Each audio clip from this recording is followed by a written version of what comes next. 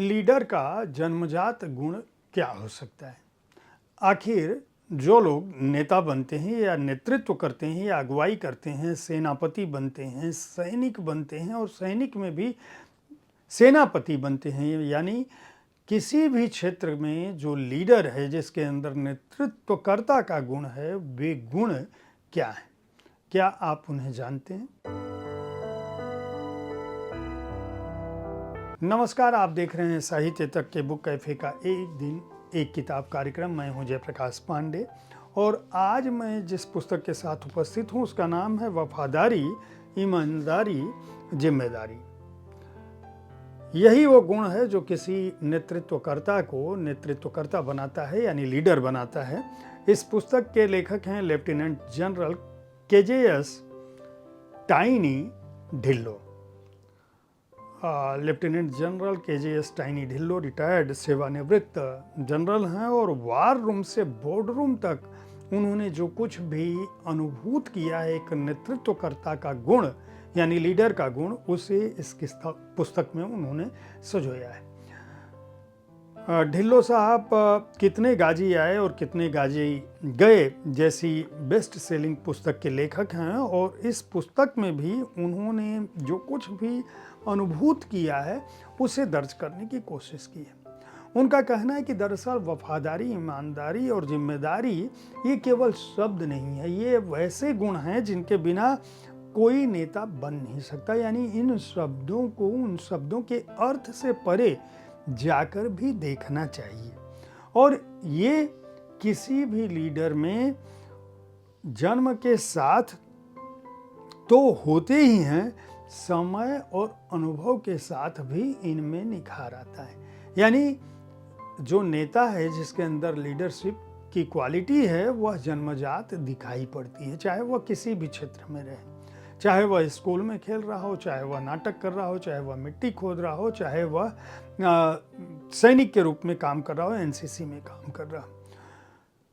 ढिल्लो साहब ये भी बताते हैं कि इस पुस्तक में कि नेतृत्व जो है, चाहे रणभूमि हो या कारपोरेट का बोर्ड रूम हो, आपको हर जगह इसकी ज़रूरत पड़ती है और यह पुस्तक उन्हीं स्थितियों को बताती है। उनका कहना है कि नेतृत्वकर्ता का गुण ये नहीं है कि आपके सामने विपरीत स्थितियां आएँ तो आप रोने लगें। इस किताब की शुरुआत वो जॉन डोनाहो की इस वक्तव्य से करते हैं कि नेतृत्व एक यात्रा है, कोई मंजिल नहीं। यह एक मैराथन है, न कि तेज दौड़। यह एक प्रक्रिया है, न कि परिणाम। पुस्तक के अध्याय की शुरुआत वो करते हैं कि किस तरह से चंडीगढ़ के एक कार्यक्रम में जब एक भद्र महिला को कोई सीट नहीं मिली और ये अगली पंक्ति पर थे जहां इनको कार्यक्रम में शामिल होना था, महिला आती है और वो इनसे कहती है कि मैं यहाँ बैठ जाऊँ और ये खड़े होकर कहते हैं यस आप बैठ सकती हैं। और उसके बाद जब दोबारा उस महिला से मुलाकात होती है तो वो न केवल इनकी सौम्यता को बल्कि इनके शिष्टाचार को और इनकी हम्बलनेस की तारीफ करती है और वो कहती है कि मैं आपके भीतर की चमक को देख सकती हूँ।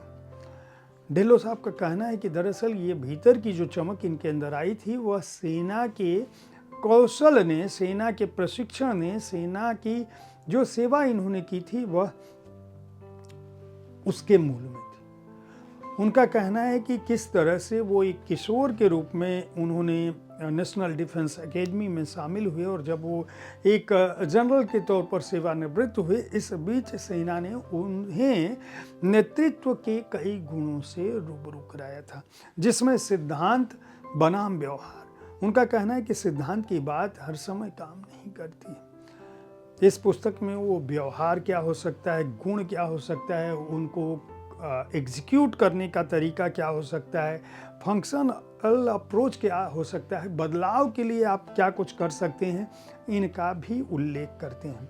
और वो कहते हैं कि नेतृत्वकर्ता को ये पता होना चाहिए कि वह जो चीज़ करने जा रहा है वह क्यों और कैसे है। यहाँ पे वो कहते हैं कि जो आज के समय में कारपोरेट की चुनौतियाँ हैं वो ये है कि आप खुद से चलाओगे या आप लोगों की अगुवाई करोगे। कई पीढ़ियाँ आती हैं, उनकी अपनी सोच होती है, उनके साथ आप कौशल कैसे इस्तेमाल करोगे। तकनीक का बदलाव हो रहा है और कार्यस्थल की भूमिका बदल रही है। अब एक कमरा भी आपका कार्यस्थल हो सकता है। तो हाइब्रिड मोड में जो काम हो रहा है, जो दूसरी जगहों पे लोग काम कर रहे हैं, उनको कैसे देखोगे? लैंगिक संवेदनशीलता है, लड़की लड़का कई उम्र आयु वर्ग के लोग काम कर रहे हैं, उनके साथ आप कैसे समन्वय स्थापित करेंगे? इस बीच कर्मचारियों की भलाई के लिए आप क्या करते हैं? पेशेवर क्षमता आपकी कैसे बढ़ेगी? किस तरह से निष्ठावान लोग आपसे जुड़ेंगे? आपका दृष्टिकोण क्या है? आपके अंदर कितनी विनम्रता है, कितनी सहन शक्ति है? यहाँ तक कि आध्यात्मिकता का भी बहुत महत्व है। और यहीं पे वो कहते हैं कि दरअसल किसी भी सैनिक का सबसे बड़ा गुण ये होता है कि वह कभी भी अपनी जान देने के लिए राष्ट्र पर को तैयार होता है। आखिर वो कौन सी भावना है जो किसी सैनिक को अपनी जान देने तक के लिए प्रेरित करती है? ये केवल शिक्षा प्रशिक्षण से नहीं आता। यहाँ पर वो कहते हैं कि नाम, नमक और निशान जो सेना का, भारतीय सेना की त्रयी है, जो यूनिट, बटालियन, रेजिमेंट, पलटन और ईश्वर में विश्वास और परिवार के दृष्टिकोण के साथ चलती है, वह भी शामिल है। और एक बहुत महत्वपूर्ण अध्याय यहाँ पे ढिल्लों साहब रखते हैं। उनका कहना है कि दरअसल शौर्य के लिए कुछ भी स्थापित करने पाने के लिए उम्र की कोई सीमा नहीं होती है। क्यों? क्योंकि उम्र का कोई असर नहीं। कई उदाहरण वो देते हैं जिनमें गुरु तेग बहादुर साहब को जब फांसी पर चढ़ाया गया था तो 9 साल की उम्र में उनके पुत्र गुरु गोविंद सिंह जी औपचारिक रूप से सिखों के गुरु बने थे, उनको नेतृत्व मिला था। 16 साल के शिवाजी महाराज ने तोरड़ा किला पर कब्जा किया था और वहाँ का खजाना लूट लिया था। इसी तरह से रणजीत सिंह जी ने मात्र 10 वर्ष की उम्र में पहली लड़ाई लड़ी थी और 17 वर्ष की उम्र में उन्होंने भारत पर अफगानिस्तान का राजा जो था जमान शाह दुर्रानी, उसके आक्रमण को एक तरह से रोक दिया था। योगेंद्र सिंह यादव की भी बात करते हैं, सूबेदार मेजर कैप्टन जो परम वीर चक्र से सम्मानित हैं, कि उनका कहना है कि सिर्फ 19 वर्ष की उम्र में भारत के सबसे युवा परमवीर चक्र विजेता हैं। उन्होंने सिर्फ 19 वर्ष की उम्र में 15 गोलियां लगने के बावजूद उस टुकड़ी का नेतृत्व किया था जिसने कारगिल युद्ध के दौरान असाधारण वीरता दिखाई थी। उनका कहना है कि ये तो छोटी उम्र के कारनामे हैं। बड़ी उम्र में कर्नल हार्लैंड सैंडर्स ने केंटकी फ्राइड चिकन यानी KFC की शुरुआत जो है 62 वर्ष की उम्र में की थी। यानी कोई उम्र छोटी नहीं होती है। यूचिरो मुरा ने 80 साल की उम्र में माउंट एवरेस्ट पर चढ़ाई की थी। तो उनका कहना है कि दरअसल नेतृत्व जो है उसकी कोई उम्र नहीं होती। नेतृत्वकर्ता के जो गुण हैं उन गुणों को आप किसी भी उम्र में देख सकते हो, लेकिन संकल्प और वफादारी सबसे महत्वपूर्ण बिंदु है और वह सभी के पास होनी चाहिए। यहाँ पर वो कहते हैं कि दरअसल निश्चय का भी बहुत महत्व है और भारतीय सेना मृत व्यक्ति का भी, मृत शत्रु का भी सम्मान करती है और ये सम्मान की भावना, आदर की भावना आपके अंदर निश्चित रूप से होनी चाहिए। यहाँ वो श्री गुरु गोविंद सिंह जी की जो सबसे प्रसिद्ध और व्यापक भजन है जो बहुत लोकप्रिय है, उसका जिक्र किया है उन्होंने कि देव शिवा बर मोह है, शुभ कर्मन ते कबहू न टरो, न डरो अरिस्यों जब जाय लड़ो, निश्चय कर अपनी जीत करो, और सिख हो आपने ही मन को, यह लालच हो गुण तो उचारो, जब आव की औध निदान बने, अते ही रण तब जूझ मरो। यानी हे मेरे प्रिय ईश्वर, मेरी यह प्रार्थना है, स्वीकार करें कि मैं कभी भी शुभ कर्मों से विचलित न हूँ।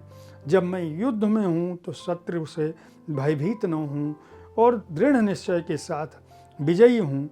मैं अपने मन को केवल अपनी आपकी भक्ति में रमाऊं और जब समय आए तो युद्ध के मैदान में वीरतापूर्वक लड़ते हुए मर जाऊं।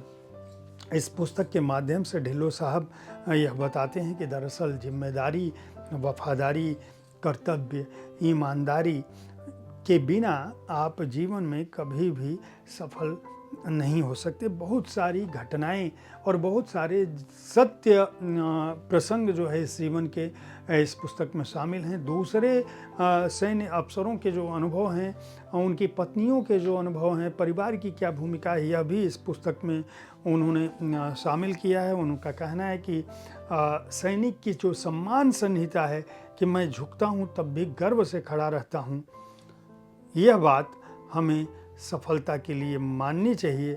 दरअसल सफलता में कोई फ्री होम डिलीवरी ऑप्शन नहीं है।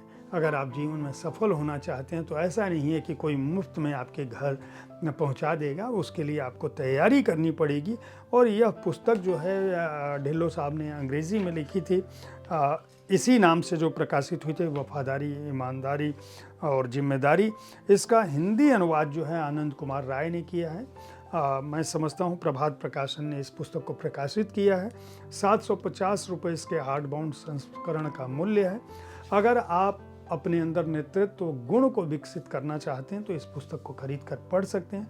मैं उम्मीद करता हूं कि साहित्य तक के इस कार्यक्रम में मैं जिन पुस्तकों पर अपनी राय रखता हूं वह पुस्तकों को खरीदने के क्रम में आपकी मदद करता होगा। इस कार्यक्रम को देखते रहें, इस कार्यक्रम के बारे में अपनी राय से अवगत कराते रहें, पुस्तकें खरीदते रहें, पुस्तक संस्कृति को बढ़ावा देते रहें। धन्यवाद।